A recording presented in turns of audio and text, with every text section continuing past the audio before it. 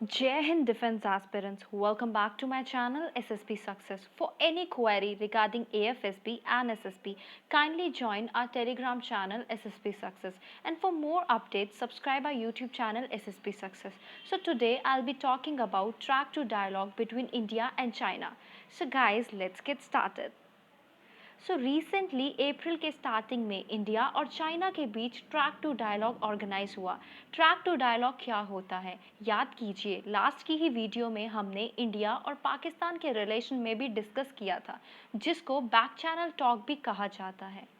तो देखो, जब नॉन स्टेट एक्टर्स यानी यूँ कहें जो गवर्नमेंट के एम्प्लॉयज़ नहीं हैं, वो आपस में मिलते हैं और वेरियस इश्यूज़ को डिस्कस करते हैं, वेरियस इश्यूज़ को रिजॉल्व करने की कोशिश करते हैं, तो ये होता है ट्रैक टू डायलॉग। जैसे जो आपने अप्रैल के फर्स्ट वीक में जो ट्रैक टू डायलॉग ऑर्गेनाइज हुआ इंडिया और चाइना के बीच, इसमें दोनों कंट्रीज़ के farmer ambassador and military officials ने आपस में बातचीत की। और जो डायलॉग ऑर्गेनाइज किया गया था अनंता एस्पेन सेंटर इन न्यू दिल्ली इंडिया की तरफ से और चाइना की तरफ से China reform forum in Beijing में, जो ये फोरम है वो सेंट्रल पार्टी स्कूल से एफिलिएटेड है। तो इसका ऑब्जेक्टिव क्या था? इसका ऑब्जेक्टिव था कि टाइज को इम्प्रूव करना जो गलवान वैली इंसिडेंट के बाद खराब हुए। तो क्वेश्चन ऐसे ये अराइज होता है कि ट्रैक टू डायलॉग से हमें एक्सपेक्टेशन रखनी चाहिए या नहीं। तो राइटर जिन्होंने ये आर्टिकल लिखा है वो ये कहते हैं बिल्कुल नहीं। देखो, हमें हिस्ट्री से ये पता चलता है कि जैसे 1950 में इंडिया और चाइना के बीच में बातचीत चलती थी, तो बड़ी बड़ी बातें बोली जाती थी, जैसे कि इंडिया और चाइना के बीच सिविलाइजेशनल टाइज है, हिंदी चीनी भाई भाई। लेकिन हुआ क्या, 1962 में इंडिया और चाइना के बीच में वॉर हो गई। Now let's take another example. 2018 में एक इनफॉर्मल समिट ऑर्गेनाइज हुआ इंडिया और चाइना के बीच वुहान में। उसके बाद अगले साल ही मामलापुरम में चेन्नई के आसपास पास मतलब समिट हुआ। सोचा गया था कि टाइज काफ़ी इम्प्रूव होंगे दोनों कंट्रीज़ के बीच में, लेकिन उसके बाद 2020 में गलवान वैली इंसिडेंट हो गया, जिसमें इंडिया के 20 सोल्जर्स मार्टियर्ड हो गए और चाइना की तरफ से भी काफ़ी कैजुअलिटीज़ थी। इसलिए देखो, बहुत ज़्यादा एक्सपेक्टेशन रखनी तो नहीं चाहिए, लेकिन फिर भी फर्स्ट अप्रैल में ऑर्गेनाइज किया गया ट्रैक टू डायलॉग के आउटकम की बात करते हैं। तो उससे ये डिसाइड किया गया कि अगर इंडिया और चाइना के बीच रिलेशन को इम्प्रूव करना है तो 3 इश्यूज़ को मैनेज करना पड़ेगा। तो फर्स्ट इशू है बाउंड्री क्वेश्चन, सेकंड इशू है ट्रेड, थर्ड इशू है the increasing impact of third party and multilateral engagement on two way relations. तो जैसे अगर हम एग्जांपल लें तो जैसे क्वाड है, तो क्वाड में इंडिया काफ़ी एक्टिवली पार्टिसिपेट करता है, तो उससे इंडिया और चाइना के रिलेशन पे काफ़ी इम्पैक्ट पड़ेगा। इसको हम कैसे मैनेज करेंगे? बिकॉज चाइना को ये लगता है कि क्वाड की जो ग्रुपिंग है वो चाइना के अगेंस्ट है, लेकिन इंडिया को ऐसा नहीं लगता है। इंडिया कहता है कि ऐसा कुछ नहीं है। तो अब हम एक एक करके इन चीज़ों को डिस्कस करते हैं। तो देखो, जो गलवान वैली में जो वायलेंस हुआ वो 1967 के बाद पहली बार इंडिया और चाइना बॉर्डर पर वायलेंस हुआ था। अब जो पेंगोंग सो लेक है उसके आसपास northern bank and southern bank पर डिसएंगेजमेंट हो चुका है, यानी दोनों कंट्रीज के फोर्सेस वो पिछली वाली जगह जा चुकी है। लेकिन कुछ पोस्ट जैसे कि गोगरा पोस्ट, इसके अलावा दैप्शेंग प्लेन्स, वहाँ पे अभी भी डिसएंगेजमेंट नहीं हुआ है। चाइना वहां से अभी भी अपनी फोर्सेस को पीछे ले जाने के लिए रेडी नहीं हुई है। अभी दोनों कंट्रीज के कॉर्प्स कमांडर की 11th राउंड मीटिंग हुई थी 9 अप्रैल को। इस मीटिंग के बाद कोई भी जॉइंट स्टेटमेंट नहीं जारी की गई। ये पहली बार हुआ कि 8 राउंड की बातचीत हुई और कोई स्टेटमेंट जारी ही नहीं हुई। इससे यह पता चलता है कि चाइनीज साइड से अर्ली डिसएंगेजमेंट के लिए रेडी नहीं है। और ये जो अप्रैल के फर्स्ट वीक में ट्रैक टू डायलॉग ऑर्गेनाइज हुआ, इसे देखकर चाइनीज स्पीकर ने यह नहीं बताया कि आखिरकार ऐसे कौन से रीजन है जिसकी वजह से इतने सालों के एग्रीमेंट्स को तोड़ के चाइना ने अपने फोर्सेस को आगे भेज दिया। मतलब कौन से रीजन थे कि चाइना को इतने साल के बॉर्डर पीस को खराब करना पड़ा। लेकिन राइटर सजेशन देते हैं और कहते हैं, मान लिया चाइना एलएसी पर क्लैरिफिकेशन नहीं चाहता है, मतलब अभी बॉर्डर डिस्प्यूट पर चाइना सॉल्व नहीं करना करना चाहता है, लेकिन पीस को तो मैनेज किया ही जा सकता है ना।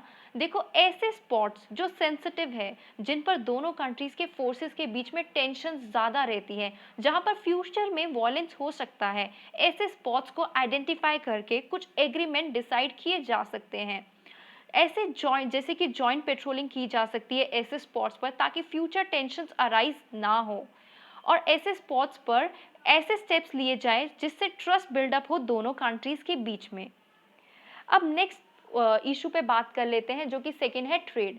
देखो, इंडिया और चाइना के बीच ट्रेड ऑलमोस्ट $87.6 बिलियन है, जिसमें $66.7 बिलियन का इंडिया इंपोर्ट करता है चाइना से और $20 बिलियन का एक्सपोर्ट। लेकिन अगर आप इंडिया का एक्सपोर्ट देखोगे तो मेनली मिनरल और ओर्स एक्सपोर्ट करता है इंडिया, जबकि इंपोर्ट तो मशीनरी, मेडिकल इक्विपमेंट्स और अदर गुड्स किए जाते हैं।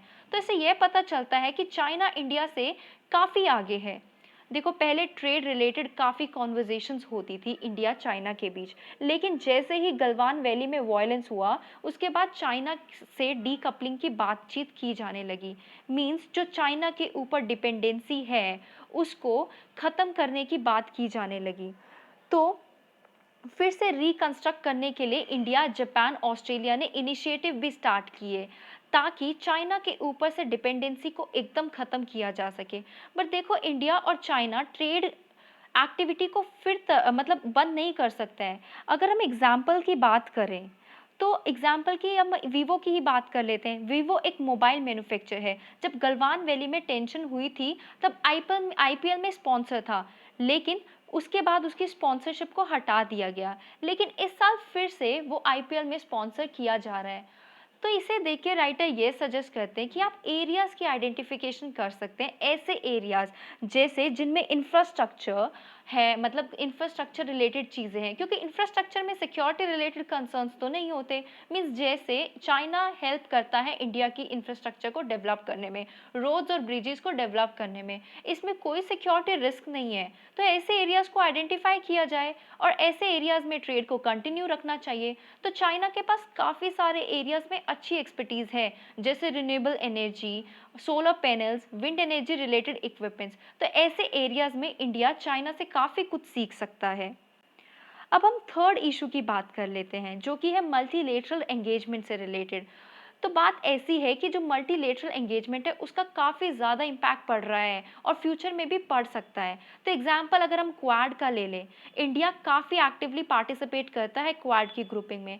चाइना को ये बिल्कुल अच्छा नहीं लगता और इनफैक्ट चाइना के प्रेसिडेंट जी जिनपिंग ने इन क्वाड जैसी ग्रुपिंग को स्मॉल सर्कल भी बोला, और बोला ये जो किसी पर्टिकुलर कंट्री के अगेंस्ट बनती है, इससे वर्ल्ड में पीस तो नहीं आएगी जबकि इंस्टेबिलिटी आएगी। तो वो इंडिया का ये मानना है कि ये जो छोटे छोटे सर्कल्स हैं उसका पार्ट चाइना भी तो है।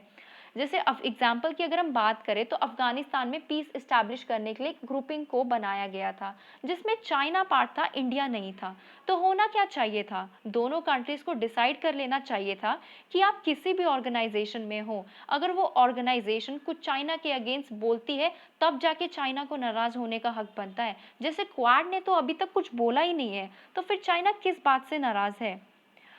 तो कंक्लूजन में ये कहा जाता है कि इंडिया को बहुत ज़्यादा एक्सपेक्टेशन नहीं रखनी चाहिए, उसके अबाउट मतलब एक्सपेक्टेशन बिल्कुल नहीं रखनी चाहिए, और चाइना के साथ इंडिया को ऐसे मतलब प्रैक्टिकल अप्रोच के साथ डील करना चाहिए, एक प्रेगमेटिक अप्रोच लेके चलना चाहिए।